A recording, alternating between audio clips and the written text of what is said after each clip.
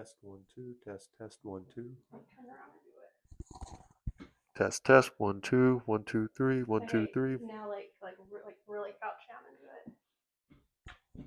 test I'm 1 sorry, 2 I'm just 3 fucking with you. Okay, I wasn't sure. You can't just 3, 2, 1 and just be like.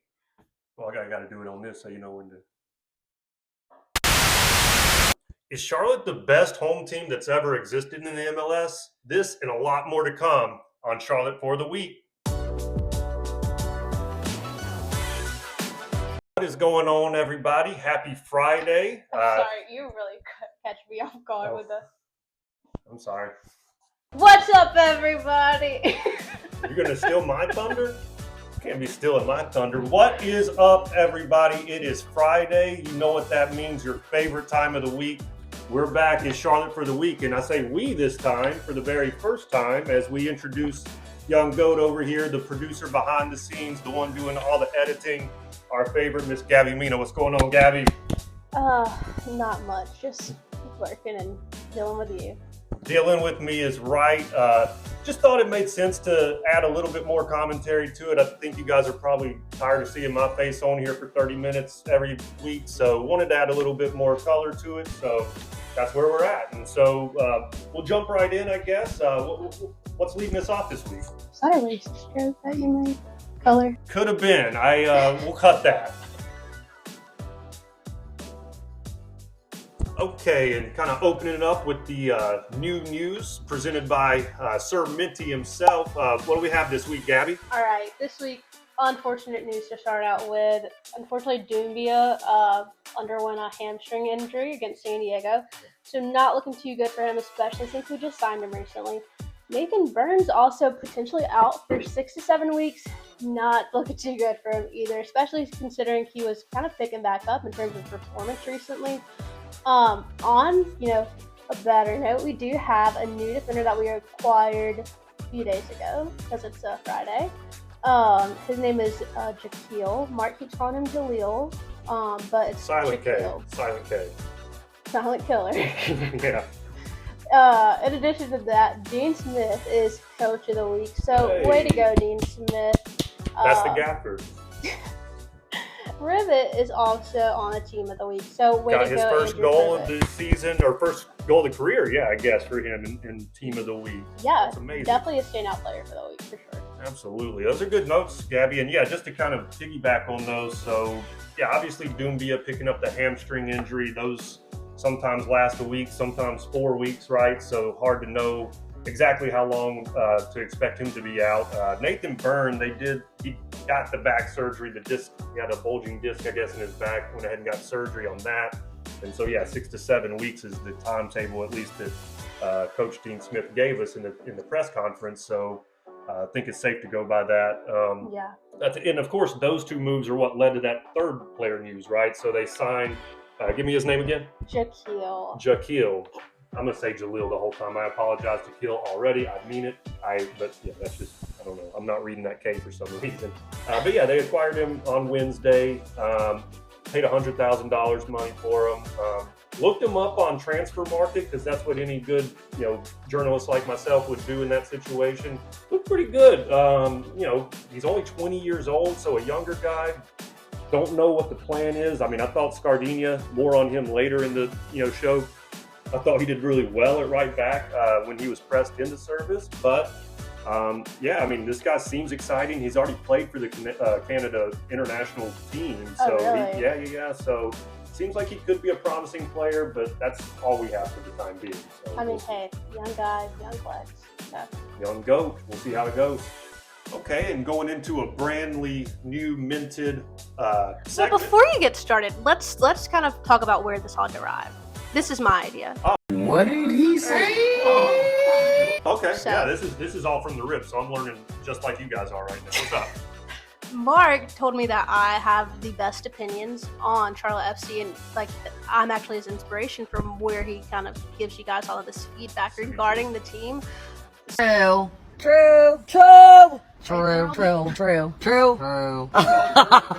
So that's where this derived from. So new segment, new person, new mindset, better content. You're welcome. She's not wrong. And yeah, we're doing this one. This is our hot takes. I don't know what it's going to be called yet, but came out with an outstanding sponsor. The Night That Lights the Cauldron is sponsoring this particular segment. Do you have any hot takes for us, Gabby? I mean, yeah. So when I was editing your video last week, I couldn't agree more in regards to Pep Biel, and in the sense that he's kind of in the running for MVP. For sure. And 100%. I've been saying that since day one. I think he plays phenomenally. I honestly think he's really overlooked.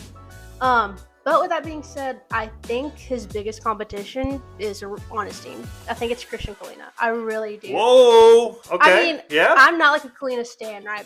I'm a Pep Biel fan through and through. But I would say this much: I think that his biggest competition is going to be Christian Kalina. Why is that? I mean, he won goalkeeper of the year last year. Already got that going for him. His goal saves percentage is incredible this year. It's 88% already. 88% is huge. Yeah. Yeah. I mean, huge. That's a big increase even from last year. I mean, 10%. 10% from last year, and he won goalkeeper last year. That's a pretty good take, I would say. I obviously, yeah, I'm a huge Pep guy, and I've been singing his praises, but it is time we give Kalina his flowers again. I don't think I've mentioned him in 2 or 3 episodes. We did have to have 2 outstanding saves from Kalina, which we're almost always good for. Let's not take him for granted, by the way. What a player Kalina is. And so, very good point to bring him up, and I think he's got to be in the MVP conversation. We're in for sure first place right now.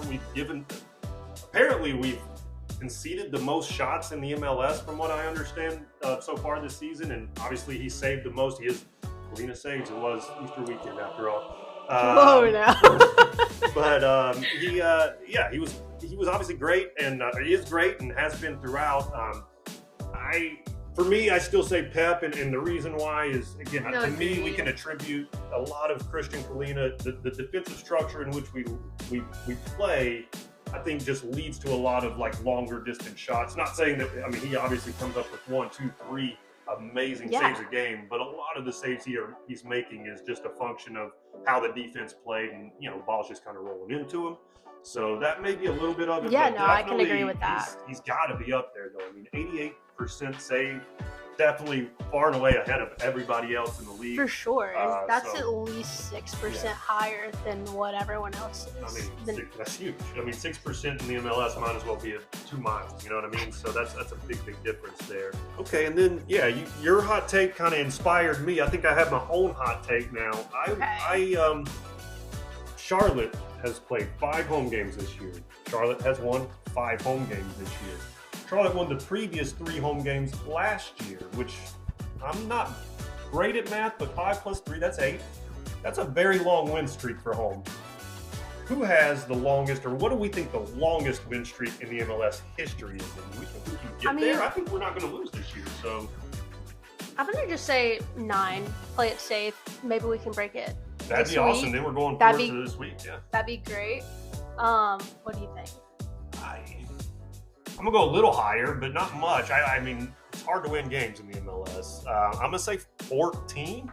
I actually like that. That's good. Give or take. I mean, that gives us something to shoot for down probably around, June, give or take. That's a good one. Because, again, we're not going to lose. That is my hot take. We're not going to lose the game this year.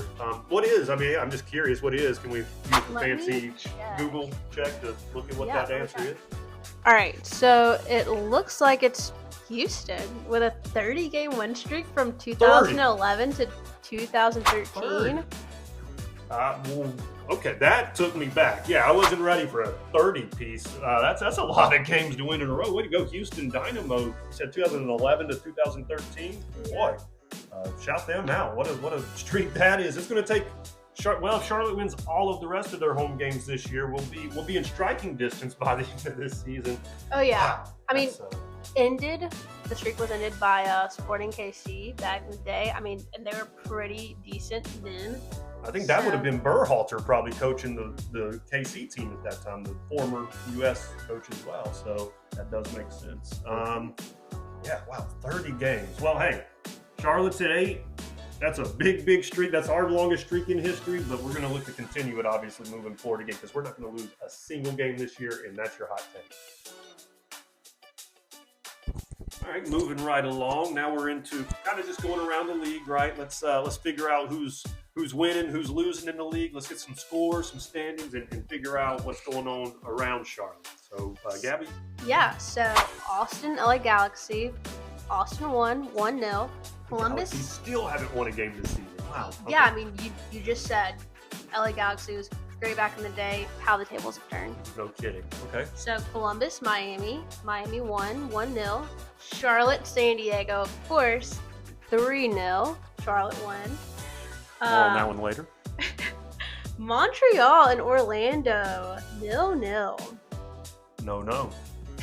New England, New York City. New England wins by 2. New York City, 0. New York, DC United, 1-2. DC United wins. What else? We have Seattle, Nashville.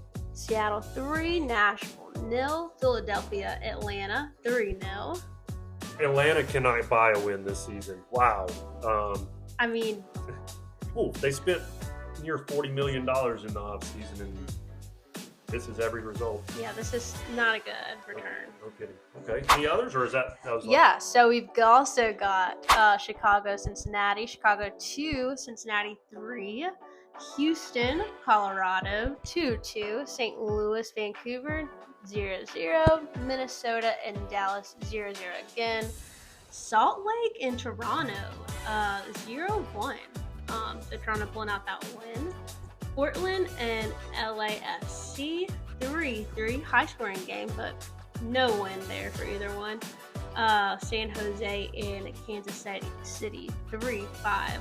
Extremely, 8 goals in that one. Yeah, extremely high scoring game.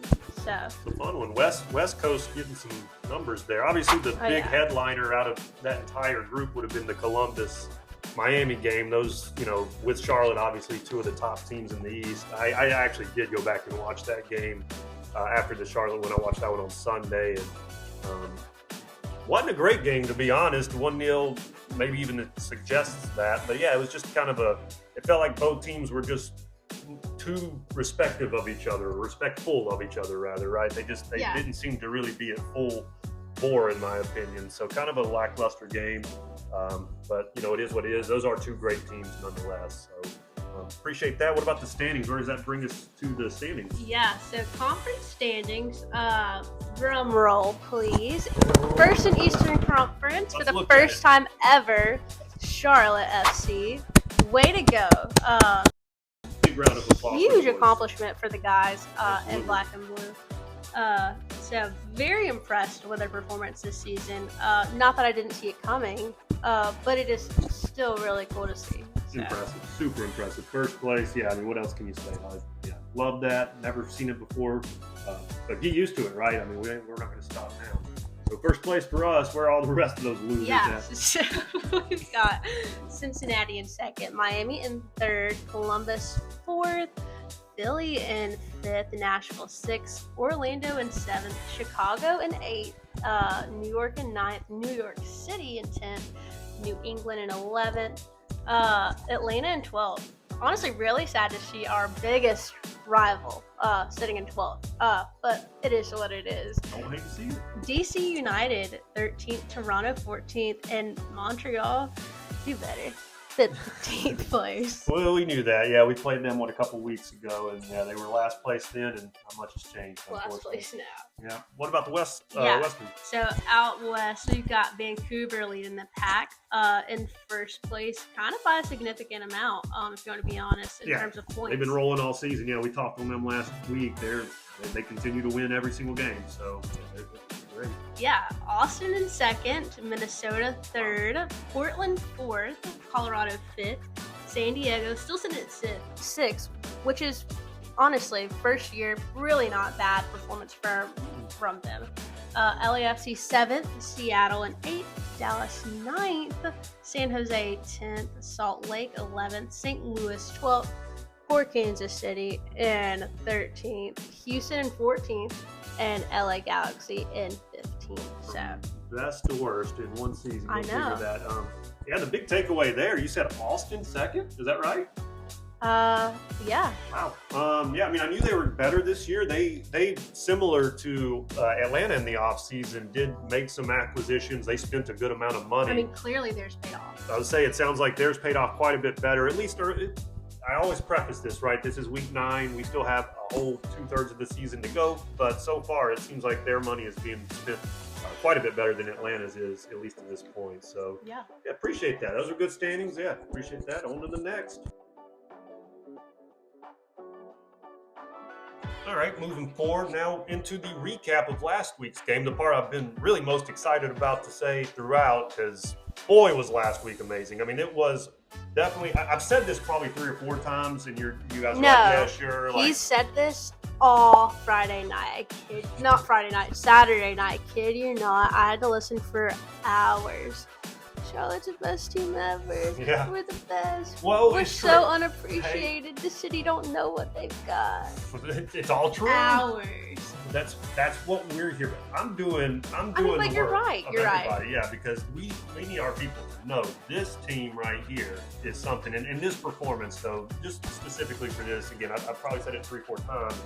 This is the best. No, this performance was the best. I mean, from the very beginning, we've seen Charlotte usually start out a little bit slow, and then certainly in the second half they build up.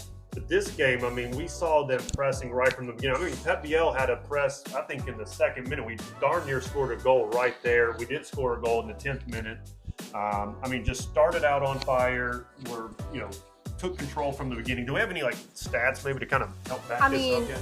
Yeah, for sure. So we maintained possession 66% of the time, which is, again, super unlike Charlotte. That's not typically how we play. Last place coming into the game in possession. I mean, that's got to be the highest we've done all year. What else? Yeah. Also, I mean, San Diego had 0 shots on goal, which is very surprising for them, too, especially because last week you mentioned how they're very possessive in how they play, and they push up top super heavy.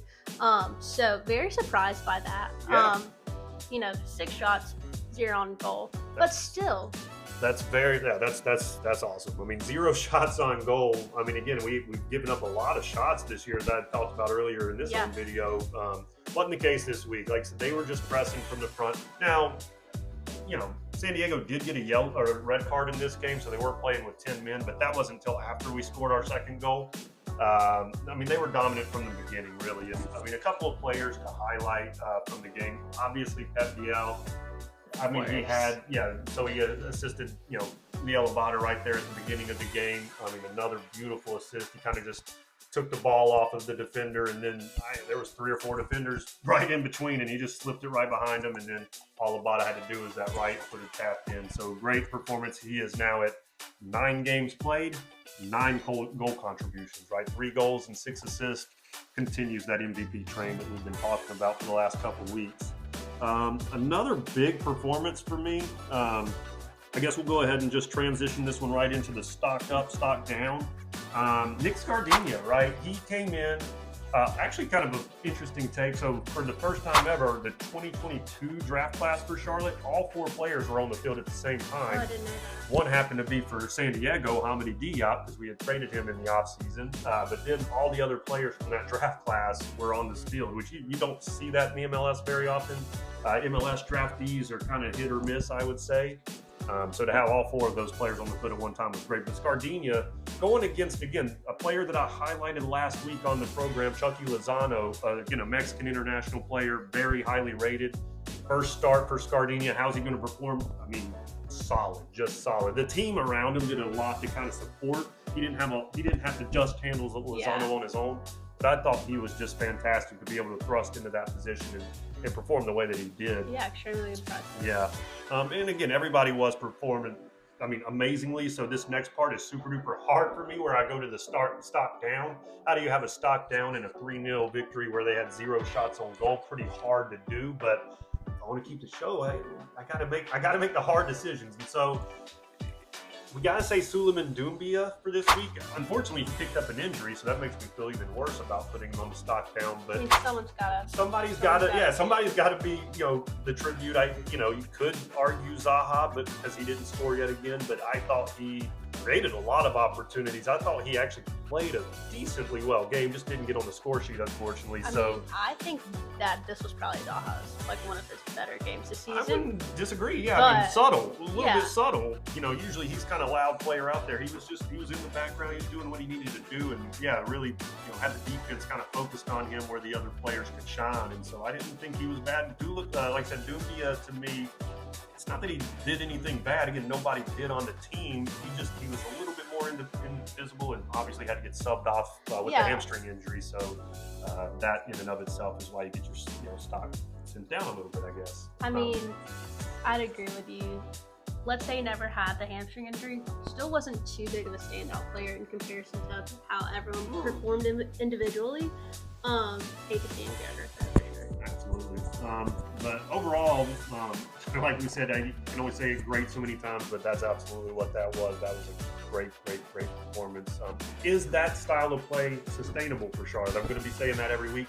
In my opinion, this one is, right? So what they were doing in this game that was so impressive and repeatable to me for games moving forward is the way that they pressed in the front, right? I mean, again, I mentioned which is what they've been lacking. Yeah, so much. they kind of sit back, like I said, with that possession, being lower. They were comfortable, kind of sitting back a little bit and letting the teams come attack them. No, they went after this team. They pushed, they pressed until they won the ball up high on the field. If they're doing that, if Charlotte gets the ball where you're not even getting a shot, well, any team wins with those shots on goal. That's duh.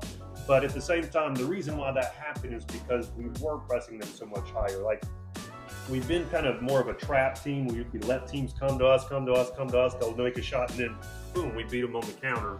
Yeah, I would agree. We took it right to them. We're winning the ball further up the pitch and giving ourselves a lot more goal scoring opportunities. So is this sustainable? Absolutely. I mean, I don't know. Like, what you think? I really appreciate how they played this week.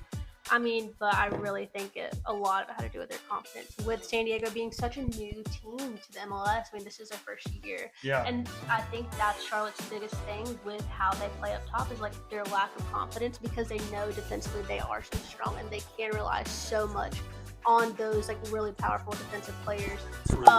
So that's a hot take, but I think we'd want it to be sustainable.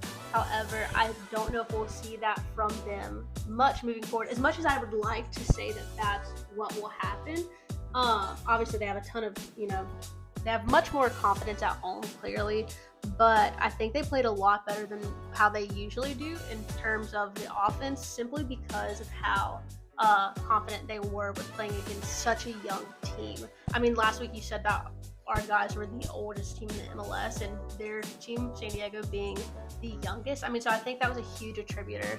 That's a very good point. Overall. Yeah, I mean, because we haven't seen them be that willing to move and push forward that way, and that is confidence at the end of the day. So very good point on that. And maybe they can't do that against teams like Columbus and Miami that that they're just going to be composed on the ball and be able to pass it through. So, they say styles make fights, and in this case, perhaps the way they played did lead us to be more, aggressive on the front foot. But yeah, hopefully they can continue that, at least a form of that, moving forward with other opponents as well. That was beautiful. Chef's kiss to watch. You all saw my video after that game. It was, like I said, it was just a beautiful thing to watch. So loved it, and hopefully we get to see it again this week. We'll see how it goes.